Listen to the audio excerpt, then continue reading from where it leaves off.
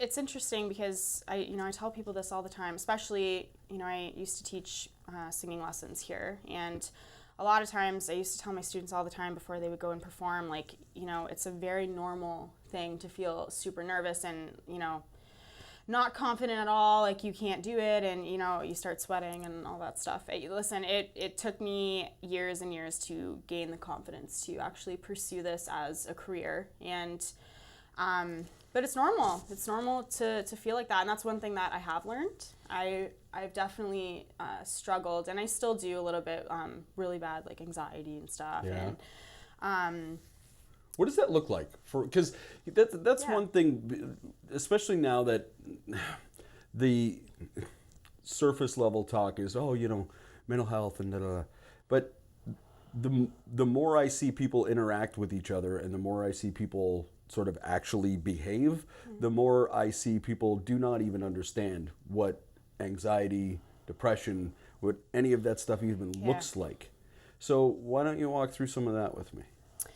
Sure. I think it honestly, it all just comes down to, just feeling insignificant, like you're not good enough, and you are constantly worried about what other people think of you. And that's happened to me ever since I was younger. And I'm not really sure why that is. But I always remember feeling that way, and that held me back from doing a lot of things. But I think just the simple fact of, trying to please everybody, and that's a very hard thing, especially as an artist. I think you go through that a lot. But growing up for me, I've always had like that anxious type of personality, and I think that's because I was afraid of not being good enough at whatever it was that I was doing, especially music. And I don't know if that's because of the amount of talent that I had around me all the time.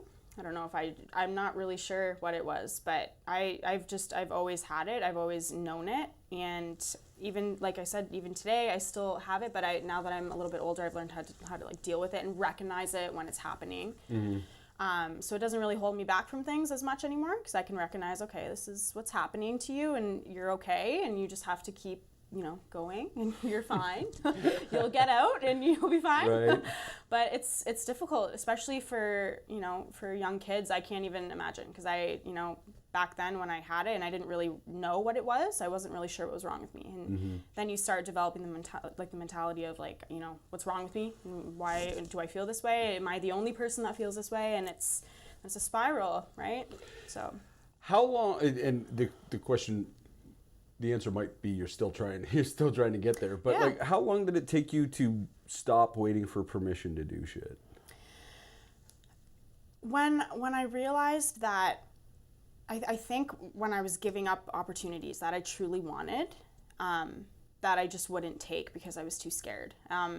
And I was, like I said, I had that anxious type of personality. So any performance opportunities growing up, even something so simple as, when I first started high school. When I started high school, no one actually knew that I could sing.